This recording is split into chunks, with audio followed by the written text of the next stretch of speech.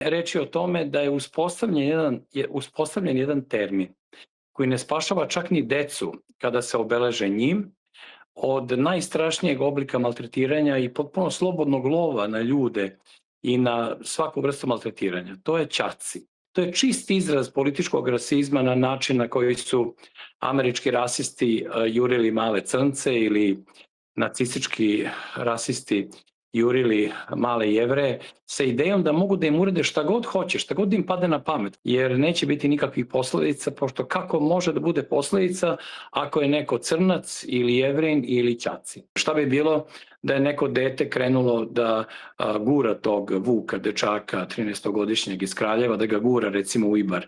Ili šta bi bilo da su krenuli da ga udaraju nekim kamenicama, a on jadan, zbunjen, izgubljen, isponižavan, možda i nakon toga u situaciji da se ubije posle tog maltretiranja. Da bismo to sve sprečili, u tome mora da bude ujedinjena čitava Srbija sa svih političkih opcija i da razumemo da ako ne budemo uradili tako nešto, onda će i naša deca i deca naše dece biti izložena onome čemu je bio izložen mali 13-godišnji Vuk.